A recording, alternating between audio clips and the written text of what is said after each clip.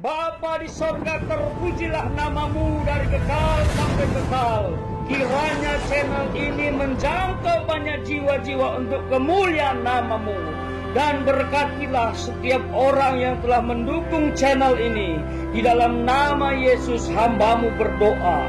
Amin.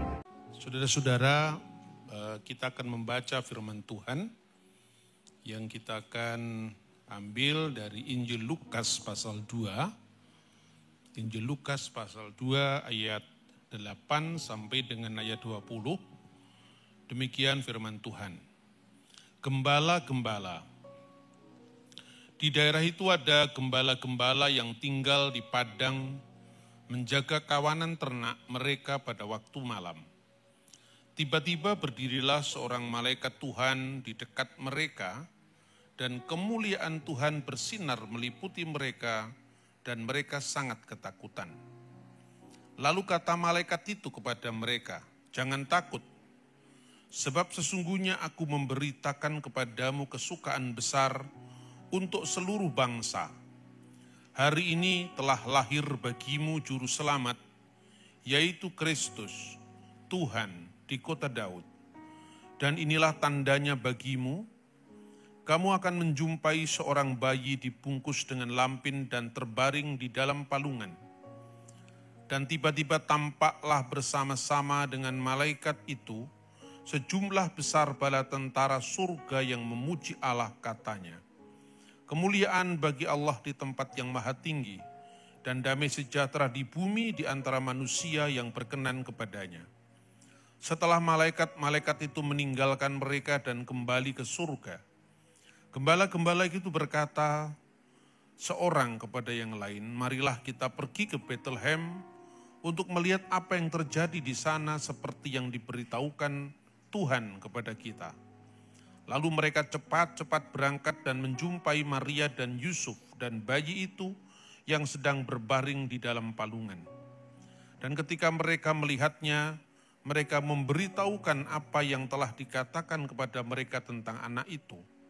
Dan semua orang yang mendengarnya heran tentang apa yang dikatakan gembala-gembala itu kepada mereka.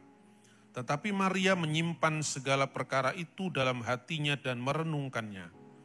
Maka kembalilah gembala-gembala itu sambil memuji dan memuliakan Allah, karena segala sesuatu yang mereka dengar dan mereka lihat, semuanya sesuai dengan apa yang telah dikatakan kepada mereka. Amin. Saudara-saudara yang terkasih di dalam Tuhan, memasuki bulan Desember itu adalah bulan salah paham. Karena banyaknya orang yang mengembangkan opini tentang Natal yang tidak didasarkan atas pengetahuan yang akurat. Dan dampaknya bukan hanya kepada orang di luar kekristenan, tapi di dalam kekristenan sendiri. Salah satu yang dikembangkan itu sebetulnya itu bukan hal yang lama ya, itu hal yang baru. Kita biasa mendengar misalnya jangan merayakan Natal, karena Natal itu adalah perayaan Dewa Matahari yang tak terkalahkan. Namanya adalah Natalis Sol Invicti. Jadi Natalis itu adalah kelahiran, Sol itu Dewa Matahari, Invicti yang tak terkalahkan. Itu teori yang sebetulnya dimunculkan oleh orang modern. Teori itu pertama kali muncul tahun 1743 Masehi. Kalau di Jawa itu zamannya Pakubuwono itu. Jadi sebelum tahun itu di seluruh gereja barat dan timur tidak ada yang meragukan perayaan Natal. Tetapi karena kuatnya penetrasi teori itu di kalangan para ilmuwan atau sebetulnya setengah ilmuwan atau apalah di Eropa. Dan karena teknologi itu dipegang oleh bangsa Eropa, akhirnya terus merambah ke dunia, seluruh dunia. Dan kita tidak bisa terlepas begitu saja dari dampaknya. Dan itu sebetulnya orang menentang Natal itu hanya gara-gara membaca entry tentang Christmas di Ensiklopedia Britannica, Ensiklopedia Americana. Jadi kalau saudara membaca sejarah, apa saja termasuk sejarah Indonesia, saudara tidak bisa memahami pemikiran seorang Hatta, Muhammad Hatta, salah satu proklamator kita, wakil presiden, hanya membaca ensiklopedia umum. Kita perlu membaca sumber primer tentang catatan-catatan akurat tentang Muhammad Hatta. Tidak bisa hanya sumber umum. Muhammad Hatta adalah wakil presiden Republik Indonesia. Pernah menjabat wakil presiden bersama presiden pertama Bung Karno. Tetapi karena perbedaan visi politik akhirnya mengundurkan diri. Pecahlah Dwi Tunggal Soekarno-Hatta. Titik, hanya itu ensiklopedia umum. Tapi kenapa perpecahan itu terjadi? Kapan terjadi? Apa dampak perpecahan itu tidak pernah dibahas. Maka tidak mungkin kita hanya memahami sejarah sepotong-sepotong. Ya kan saudara-saudara? Begitu juga Natal.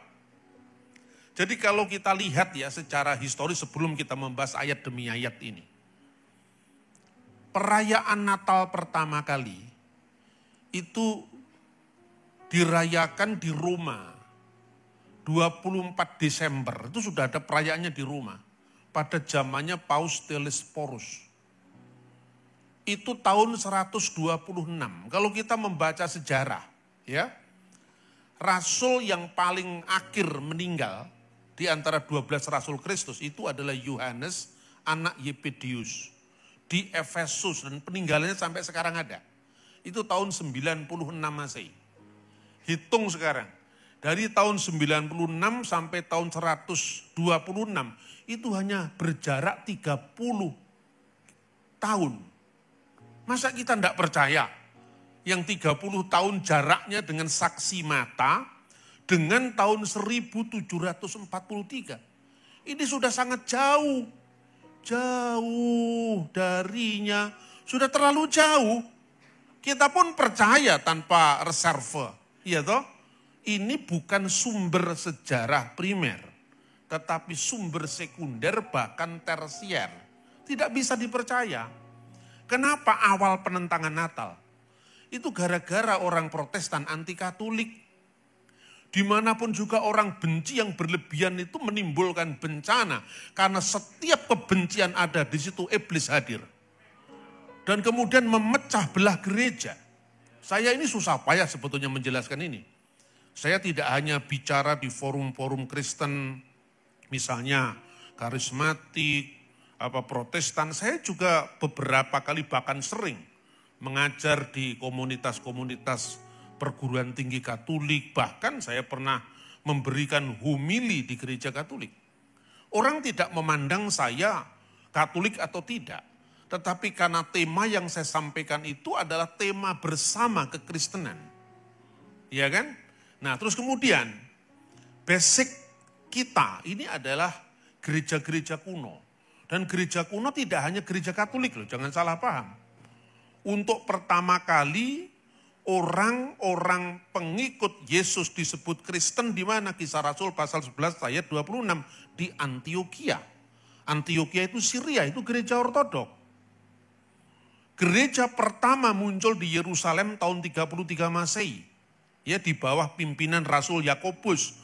Makanya di Kisah Rasul soko guru di gereja itu adalah Rasul Petrus, Yakobus. Karena Yakobus termasuk dan Yohanes. Setelah kemudian Tuhan panggil Rasul Paulus untuk menjadi rasul bagi bangsa-bangsa lain. Setelah itu Injil berkembang di Roma.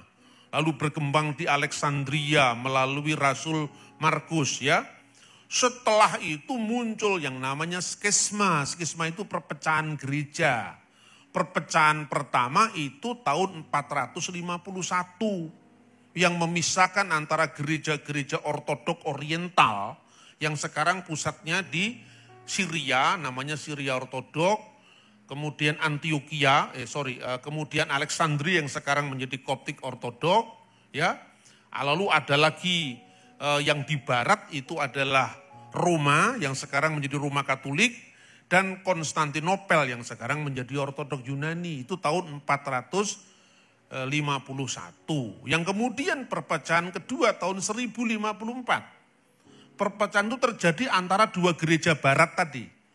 Yang Roma Barat menjadi Roma Katolik sekarang, Yang Roma Timur menjadi Konstantinopel Ortodok Yunani sekarang. Perpecahan ketiga itu intern gereja Katolik. Tahun 1517. Nah, yang memisahkan diri dari gereja Katolik itulah yang dikenal gereja-gereja reformasi. Dipimpin oleh tiga pionirnya, Martin Luther, Zwingli, dan Calvin. Ini baru tahun 1517. Nah, sekarang bayangkan, gereja dari abad pertama langsung Luther itu kita kosong 1600 tahun. Akibatnya ketika para dedemit, gendruwo, setan itu kemudian ngacau gereja, kita kehilangan sejarah. Kita telan mentah-mentah tanpa di cross check. Nah, makanya kemudian menyusul berikutnya, ya. Penetapan pertama tahun 126. Kenapa Natal ditetapkan? Karena waktu itu ada orang-orang yang mengacau gereja. Dan orang-orang ini mula-mula orang Kristen. Itulah yang disebut dengan Mesiha Dagala. Atau Pseudo Kristos. Atau Anti Kristos. Kalau kita membaca di dalam 1 Yohanes pasal 2 ayat 18. Ada dua sosok Anti Kristus. Yang pertama, Anti Kristus itu akan datang. Berarti belum datang. Itu Anti Kristus akhir zaman. Yang disebut Anti Kristus eskatologis. Tapi yang kedua, dan sekarang ini sudah muncul banyak antikristus atau antikristus.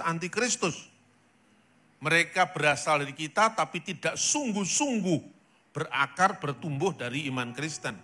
Kelompok ini pada zaman Rasul Yohanes. Ini saya ngomong sejarah gereja dulu supaya kita tidak kagetan, tidak gumunan, ya kan. Nah, itu di wilayah Efesus itu ada seorang pengajar sesat. Namanya Kerintus, bukan Korintus. Kalau Korintus nama kota, kalau Kerintus nama bidat. Mengajarkan bahwa sesungguhnya Yesus itu tidak benar-benar jadi manusia. Dia hanya entitas yang bukan Allah dan bukan manusia. Bukan Allah, bukan manusia, lalu apa ya yang bukan-bukan? Bukan Allah, bukan manusia, berarti yang bukan-bukan. Ini ajaran Kerintus. Lah Kerintus itu mungkin Yesus itu tidak mungkin lahir karena dia bukan manusia. Inilah awal di mana Rasul Yohanes mengatakan, siapakah roh-roh antikristus itu? Yaitu mereka yang menyangkal Kristus telah datang sebagai manusia. Pada abad kedua akhir, ya tahun 140-an ya, awal abad kedua lah. Muncul penerusnya Kerintus ini. Namanya Marcion atau Markion. Markion itu pedagang kapal yang besar. Makanya dia bisa nyita Alkitab dan mengobrak-abrik Alkitabnya gereja, orang Kristen yang aslinya. Dipotong-potonglah Alkitab itu. Injil Matius dibuang. Kenapa kok dibuang? Karena ada inilah silsilah Yesus Kristus anak Daud, anak Abraham. Yaitu Sefer Toledot Yesua Hamasiah ben David ben Abraham. Karena ada silsilahnya, berarti Yesus itu manusia, karena ada silsilahnya. Buang. Markus juga dibuang, karena apa? Markus mengatakan Yesus dibaptis oleh Yohanes. Wah, berarti dia manusia beneran, dong dia dibaptis. Buang. Yohanes apalagi? Yang jelas-jelas mengatakan firman telah menjadi manusia dan tinggal di antara kita. Dan kita telah melihat kemuliaannya, yaitu kemuliaan yang diberikan kepadanya sebagai anak tunggal Bapa penuh kasih karunia dan kebenaran. Buang jelas. Apalagi Yohanes ini orang yang pertama kali, rasul yang pertama kali mengikat habis ajaran gnostik dari Kerintus tadi. Nah, kemudian generasi berikutnya ini Markion yang diterima Injil Lukas. Karena Injil Lukas itu dianggapnya lebih sesuai dengan selera bidatnya. Tetapi pasal 1, pasal 2, pasal 3 juga dihapus. Karena apa? Di situ ada silsilah Yesus. Di situ ada Yesus lahir dari seorang perawan. Berarti kan Yesus pernah lahir. Ini enggak cocok, dibuang. Karena itu maka Rasul Paulus mengatakan bahwa inilah Injil yang kuberitakan. Yaitu Kristus yang bangkit dari antara orang mati dan yang secara daging dilahirkan oleh keturunan Daud. Berarti ingatlah, inilah Injil yang kuberitakan. Berarti apa? Yang diingat bukan sekedar perjamuan kudus. Kan ingatlah ini sebagai peringatan akan daku gitu kan. Tetapi juga Paulus mengatakan ingatlah dia yang secara daging lahir dari keturunan Daud. Berarti apa? Yang diingat bukan hanya Paskahnya, tetapi Natalnya. Tetapi pada abad pertama tantangan tentang bidat ini belum muncul. Baru muncul di abad kedua. Akhirnya gereja mulai merayakan kelahirannya. Toh karena kelahirannya bisa dihitung. 30 tahun setelah saksi mata meninggal, tahun 126 dirayakan di Roma. Perayaan itu di sana dikatakan karena itu setiap malam tanggal Christmas itu, Natalis itu, nyanyikanlah Gloria in excelsis Deo et intera pac hominibus bonae voluntatis. Itu tahun 126. Sampai sekarang kita nyanyi Gloria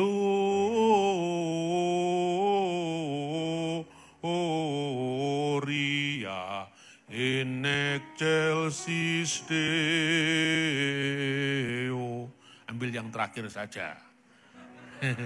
Karena ini khotbah, bukan saya pemimpin pujian, ya kan? Itu tahun berapa? Tahun 126. Bayangkan. Bukan tahun 1126, 126. Jadi jangan mengentengkan sejarah. Tahun ini 2021, hampir habis. Dari tahun 126. Dan ayat Alkitab yang digunakan nyanyi sampai hari ini, itu terjemahan Alkitab Latin kuno tahun 120-an. Karena apa? Setelah tahun 400-an nanti, Hieronymus di Bethlehem, makanya di sana ada gua Hieronymus, selama 20 tahun mereka menerjemahkan Alkitab dalam bahasa Latin yang dikenal dengan Vulgata. Nah, Alkitab bahasa Latin yang dipakai di gereja Katolik, di timur tidak pakai, karena gereja itu luas, bukannya di barat. Di Roma dipakai, makanya kita akrab dengan Gloria in excelsis Deo, bentuk Latinnya, maupun yang digabung dalam nyanyian. Glory, glory, haleluya. Kenapa glory? Karena bahasa Latin. Makanya orang Kristen jangan membeda-bedakan lagi. Kamu Katolik, saya Protestan, itu orang primitif yang begitu. Gereja itu punya sejarah yang panjang. Kalau Anda potong-potong akibatnya demit yang masuk. Merusak gereja. Bahwa Anda beda dengan Katolik ya wajar lah. Orang punya kepala, punya pendapat, punya tradisi itu. Tapi Tuhannya kan sama. Ini saudara-saudara, amin. Nah itu pengantarnya sudah panjang pengantarnya apalagi isinya. Iya kan? Nah saudara-saudara, kita ini diperkaya dengan pengalaman-pengalaman rohani, pengalaman sejarah. Dan jangan bingung lagi, kita tidak perlu bingung. Pada saat Hieronymus menerjemahkan Alkitab dalam bahasa Latin tahun 380, terjemahannya berbunyi, Gloria in altissimis Deo, et intera pac hominibus bonae voluntatis. Kemuliaan bagi Allah di tempat yang maha tinggi, altissimis. Tetapi kalau in excelsis yang tinggi. Tapi kenapa yang sekarang kita nyanyikan in excelsis Deo? Karena sudah terlanjur terkenal. Benar tidak? Kita nyanyi Allah kita heran dan besar. Itu nyanyian tahun 50-an, tahun 60-an. Kalau kita sekarang Allah kok heran. Masa Gusti Allah gumunan? Benar enggak? Bahasanya sudah berubah. Tapi orang waktu itu memahami Allah heran itu Allah dahsyat.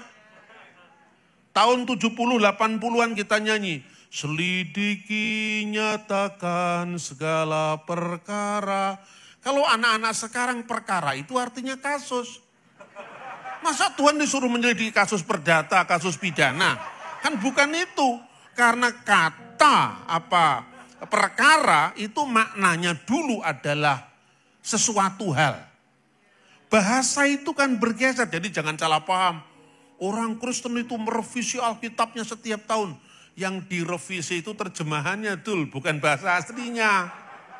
Semua kitab suci itu ya terjemahannya direvisi. Al-Quran pertama kali diterjemahkan dalam bahasa Melayu oleh Abdur Rauf Asingkili. Ya, sebelum itu orang Islam masuk ke Indonesia, Prasasti Trengganu. Itu kata Allah diterjemahkan apa? Dewata Mulia Raya. Padahal Dewata itu kan bahasa Sanskerta, artinya Ista Dewata, Tuhan yang maha tinggi. Sampai sekarang orang Batak menerjemahkan Alkitab dalam bahasa Batak, Debata. Kata Debata itu dari kata Dewata seperti kata vihara menjadi biara. Iya kan?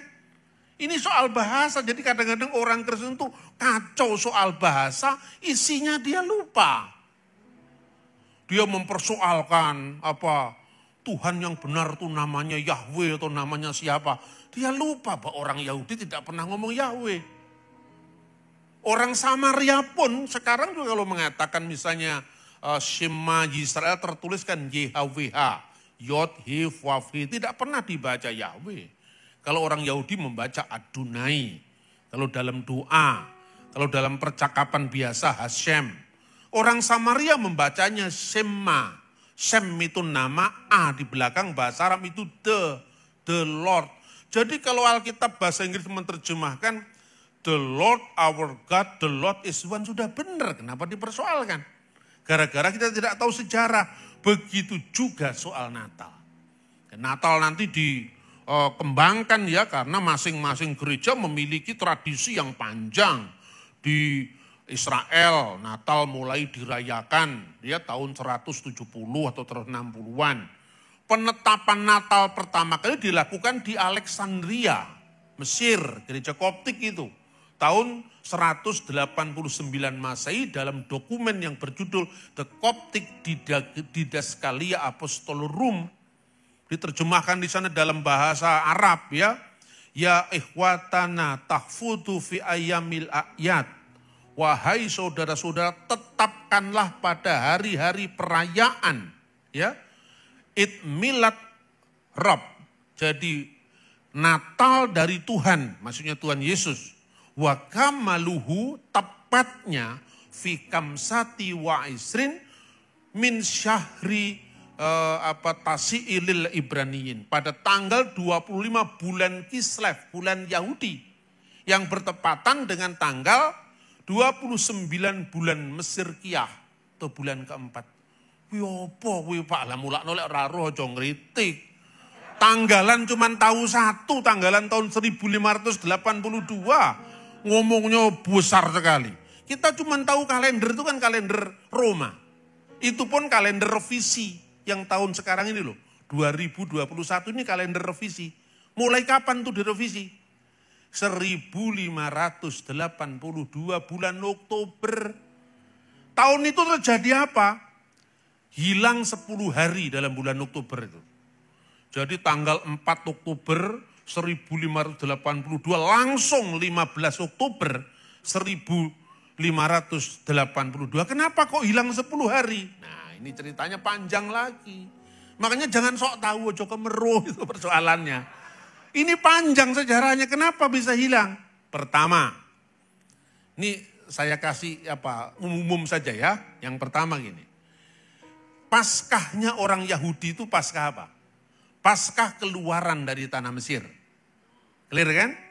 Paskah keluaran itu terjadi tanggal berapa? Malam 15 bulan Nisan, 14 bulan Nisan. Bulan Nisan itu musim semi. Itu saat bulan purnama dirayakan. Makanya Paskah Yahudi harus jatuh di saat bulan purnama. Paskah Kristen tidak lagi mengacu pada keluaran dari tanah Mesir. Tapi ketika Yesus merayakan perjamuan Paskah, dia masih merayakan menurut kalender Yahudi. Yesus memecah-mecahkan roti, membagikannya. Tapi di situ ada perbedaan. Yesus tidak lagi mengatakan ketika memecah-mecahkan roti itu, orang Yahudi kan mengatakan begini. Halahma annea diakalu afaktana bi'ar'a Misrayim. Inilah roti sengsara yang dimakan nenek moyang kita di Mesir. Baca Alkitab Perjanjian Baru, Yesus pernah ngomong begitu? inilah tubuhku yang dipecah-pecahkan. Berarti apa? Paskah Kristen itu merupakan penggenapan dari Paskah Yahudi.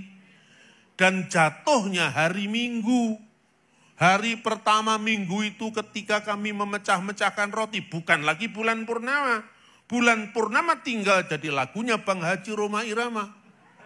Malam bulan purnama. Ya kan? Kristen gak terikat lagi sama bulan purnama ini. Ya toh? Nah di Roma itu dilakukan. Beda dengan yang di Asia Kecil. Karena di Asia Kecil begini. Dia teringat loh Tuhan Yesus dulu mengatakan apa? Jadikanlah semua bangsa muridku. Lah kalau semua bangsa kan berarti kalendernya juga. Nggak usah jauh-jauh. Islam masuk ke Indonesia kalendernya Saka Hindu. Baru kira-kira 350 tahun setelah pakai kalender Saka, Sultan Agung Hanyokrokusumo menetapkan kalender baru untuk mendamaikan kalender Hindu dan kalender Hijrah tahun 1633 tanggal 8 Juli di Astana atau makam Sunan Tembayat. Itu sejarah, saudara-saudara. Jadi kenapa kita mempersoalkan kalender? Karena kalau kamu mau mengabarkan Injil kepada bangsa-bangsa lain, otomatis bahasanya berbeda, budayanya berbeda, sistem kalendernya berbeda. Nah, di Roma ini, dia melihat begini, ya kalau gitu kita ini kan dari akarnya Yahudi, maka kita harus tetap bulan purnama. Tahun depannya geser beberapa hari. Loh ini enggak bulan purnama, kalau gitu digeser supaya bulan purnama. Tunggu hari Minggu yang bulan purnama. Lama-lama sampai tahun 1580-an 10 hari yang hilang. Makanya Paus bingung, Paus Gregorius bingung kalau gitu dipotong saja, dimajukan. 4 Oktober 1582 langsung. Jadi tahun itu enggak ada tanggal 5 Oktober, 6 Oktober enggak ada, langsung 15 Oktober. Sudah, itu satu. Kasus kedua apa? Kasus kedua, setiap tahun itu punya selisih 11 menit. Selama 100 tahun, kalau setahun 11 menit, itu bisa jadi sehari. Kemudian tahun 1600 selisih sehari, 1700 selisih sehari, 1800 selisih. Karena menitnya nggak dihitung. Akibatnya ada selisih 13 hari. Itulah sebabnya gereja kuno di timur dan di barat dulu merayakan Natal tanggal 25 bulan Yahudi Kislev sama dengan 25 Desember tahun 5 sebelum tahun ini. Karena tahun ini juga selisih 5 tahunan. Kemudian sama dengan 29 bulan Mesir Kiyah. Semua gereja sama, timur barat sama. Tetapi setelah tahun 1582 terpaksa Natalnya maju. Makanya di gereja barat sekarang ini 25 Desember, mestinya masih 15 Desember. Karena dipotong harinya tadi. Di gereja timur yang pakai kalender Julian, itu masih memakai kalender yang lama. Inilah 25 Desember. Jadi 25 Desember di gereja timur masih akan jatuh di bulan Januari nanti. Rumit apa enggak? Rumit, makanya ojo ngritik, itu saja. Sudahlah ke gereja baik-baik saja, enggak usah terlalu banyak cakap. Karena memang modalmu untuk cakap tidak ada, kecuali kalau kita belajar. Benar apa tidak? Nah saudara-saudara, makanya terus itu berkembang. Berkembangnya apa? Bagaimana sekarang pada musim dingin ada gembala-gembala yang menggembalakan dombanya di padang pada waktu malam. Ini tidak masuk akal. Bukan tidak masuk akal katanya Pak Cipto, itu bukan tidak masuk akal. Tidak masuk di akalmu. Karena apa? Ini caranya orang barat memandang. Saya kasih tahu ya. Kalau Anda pergi ke Bethlehem setiap bulan Desember. Itu gereja Katolik di Church of Nativity masih membuat kandang-kandang domba untuk gambaran Yesus dilahirkan itu dari kayu. Padahal kandang-kandang di Bethlehem itu bukan dari kayu. Itu ceruk-ceruk gua. Bukan kayu. Kayu itu kandangnya orang Eropa, kandangnya orang Mojokerto. Ya kan?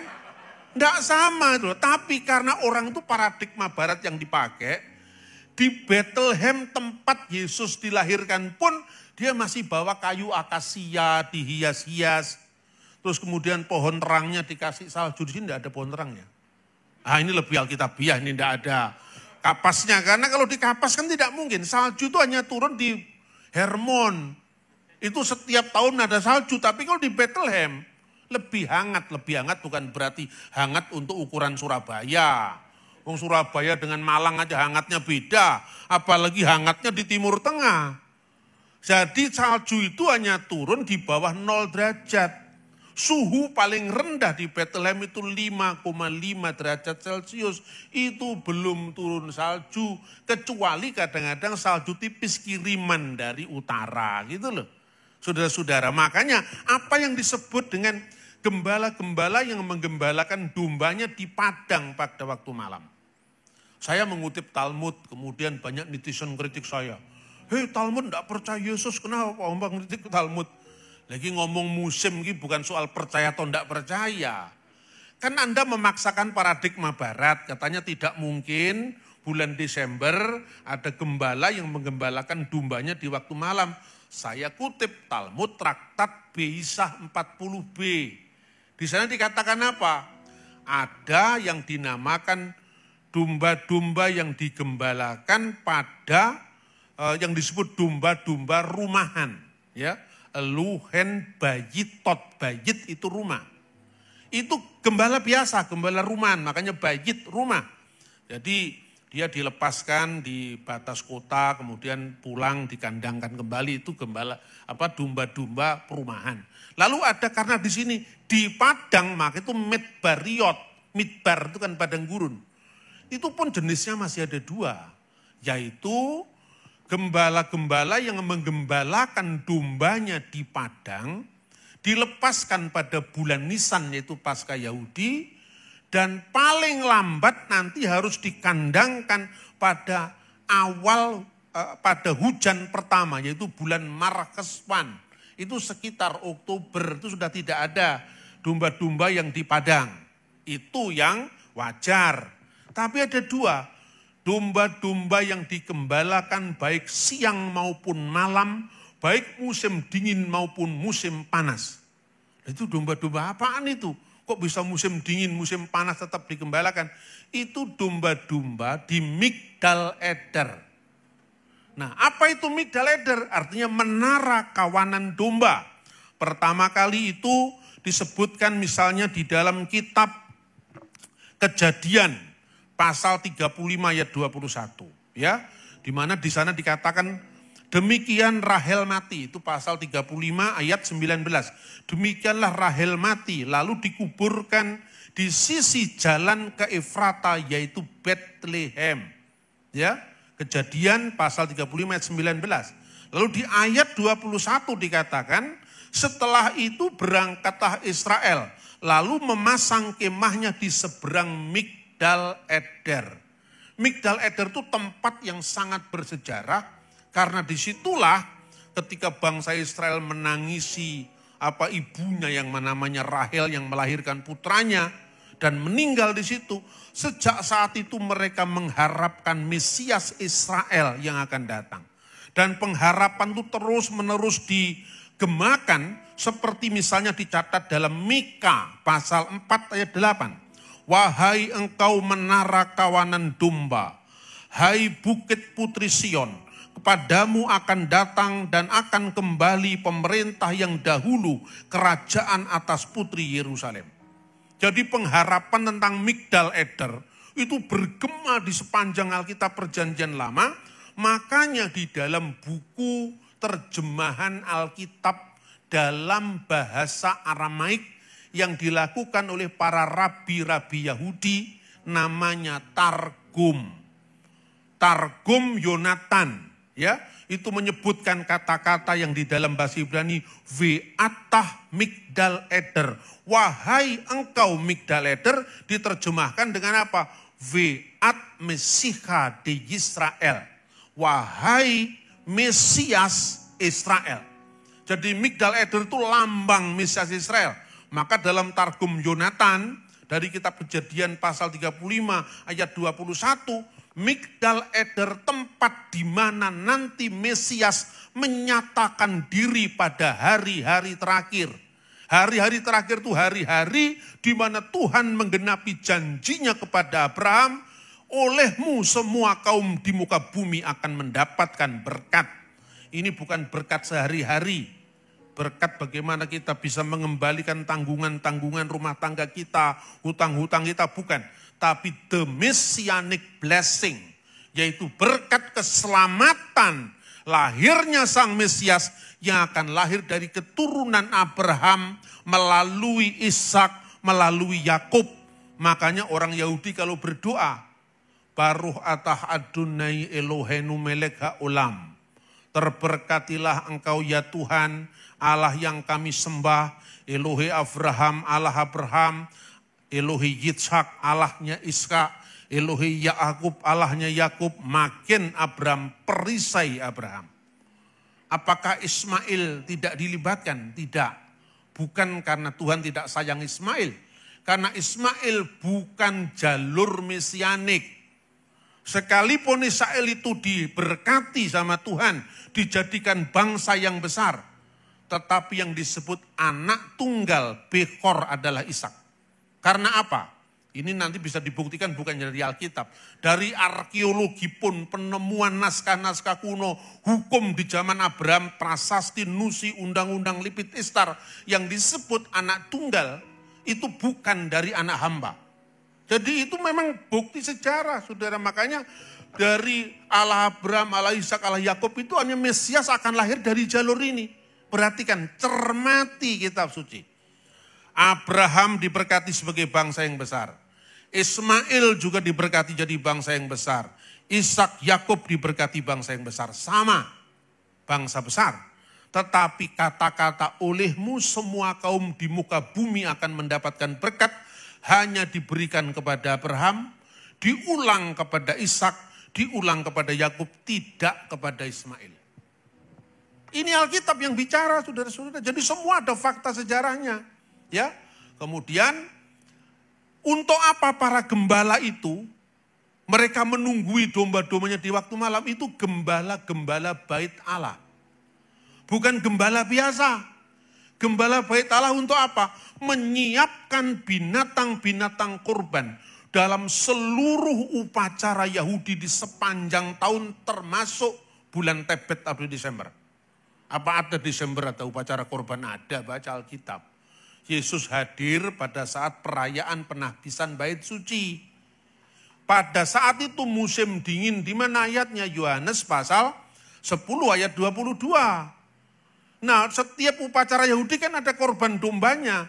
Itu yang disimpan, domba yang terbaik, tidak boleh ada cacat, tidak boleh ada pincangnya, karena itu melambangkan korban anak domba Allah yang tanpa cacat celah menebus cacat celahnya kita semua. Itu di bulan musim dingin, yaitu perayaan Hanukkah.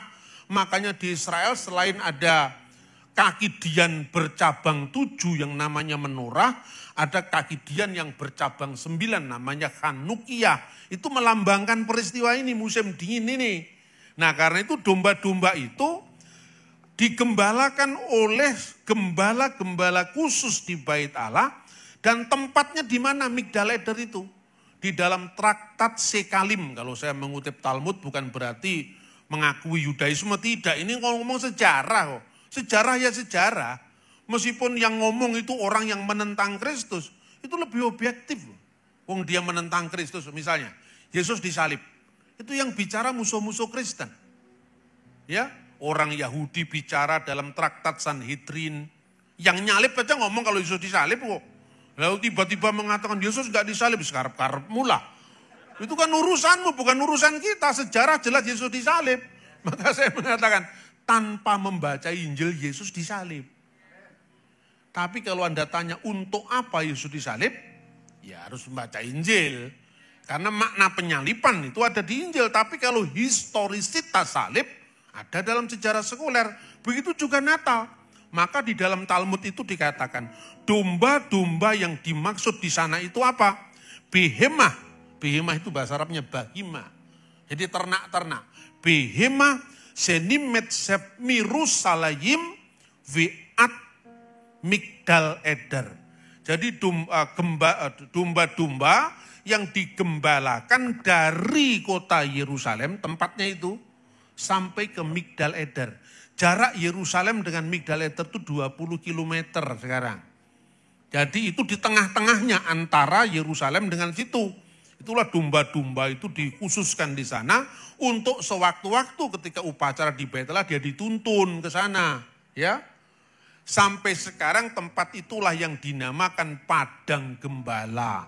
Disitulah didirikan gereja, ya. Kalau ke Israel pasti kan ingat itu Padang Gembala itu didirikan, memang itu bangunan baru yang sekarang, ya. Itu zamannya Antoni Barluzzi. Tapi dibangun di atas situs bangunan lama pada abad keempat Masehi. Ya, pada masa gereja ortodok Bizantium waktu itu.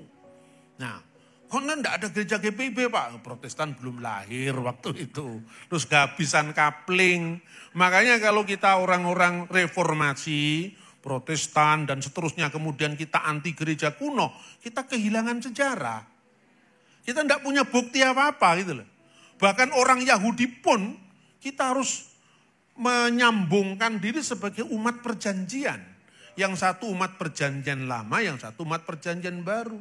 Sekalipun orang Yahudi menolak Yesus, Yesus tetap mengatakan kepada perempuan Samaria, kamu menyembah Allah yang tidak kamu kenal. Kami menyembah kepada Allah yang kami kenal. Karena keselamatan akan datang dari bangsa Yahudi. Itu Alkitab yang bicara, karena itu jangan tanpa alasan anti Israel. Soal Israel sekarang kebanyakan belum terima Yesus, itu urusannya Tuhan lah nantinya. Tuhan pasti bekerja, ya. Dan kita juga menjadi rekan sekerja Allah dalam mendatangkan kerajaannya. Terakhir, apa beritanya sekarang? Beritanya, hari ini telah lahir bagimu Kristus Tuhan di kota Daud. Mesias itu ada 3 ya jabatan. Yang pertama imam, yang kedua raja, yang ketiga nabi. Mana bukti di sini kalau Mesias itu terkait dengan imam? Gembala-gembala tadi. Makanya hadirnya gembala-gembala di situ yang menunggui ternaknya di waktu malam, itu membuktikan salah satu aspek dari kemesiasan Yesus, yaitu imam besar. Maka Yesus disebut imam besar perjanjian baru. Buktinya apa? Tuhan memberikan kesempatan kepada para gembala seolah-olah mau mengemukakan, era baru telah tiba. Keselamatanmu tidak lagi tergantung kepada korban bakaran, korban sembelian yang diatur berulang-ulang setiap tahun. Tetapi lihatlah anak domba Allah yang menghapus dosa dunia. Itulah makna imam besar. Maka imam besar perjanjian baru. Yang kedua, raja. Maka di sini dikatakan di kota Daud, karena kota Daud itu kota Raja Daud, Bethlehem. Ya kan? Hari ini telah lahir bagimu Kristus, Tuhan di kota Daud, itu kerajaannya. Maka di dalam kitab Mazmur 110 dikatakan, Neum Hashem Laduni, berfirmanlah Tuhan kepada Tuanku. Tuanku itu my Lord. Adoni itu gelarnya Kristus. Ya, Allah telah menjadikan Yesus yang kamu salibkan sebagai Tuhan dan Kristus. Ini Adonai. Dan sumber-sumber Yahudi sendiri sekalipun tidak menerapkannya untuk Yesus, mengakui. Mazmur pasal 110 ayat 1 itu berbicara tentang Raja Mesias yang akan datang. Ini kerajaannya. Yang ketiga sebagai nabi, dan nabi ini sosok hamba Tuhan yang menderita. Makanya simbolnya pun ada 3. Persembahan orang Majus itu loh. Memberikan emas, kemenyan, dan mur. Emas itu lambang apa? Lambang kerajaan. Raja. Kemenyan itu lambang apa? Ukupan di bait Allah. Imam besar. Mur itu simbol penderitaan. Makanya ketika Yesus dianiaya, disalibkan itu orang mencampur minyak dengan mur. Itu gambaran tentang penderitaan Kristus. Ini 3 aspek terpenuhi semua di dalam kisah pewartaan malaikat kepada para gembala. Dan para gembala akhirnya apa? Percaya. Dia kemudian menemui Yesus ya, yang dibalut dengan kain lampin. Di sana ditemui ibunya Maria dan Yusuf di Bethlehem. Kita mendapatkan berita dan bertindak mengimani berita itu. Dan kita menyongsong Tuhan di Bethlehem. Begitu juga iman kita orang percaya. Kiranya renungan dari firman Tuhan ini semakin memantapkan iman kita kepada Kristus. Bahwa apa yang tertulis dalam kitab suci itu ya dan amin. Benar adanya.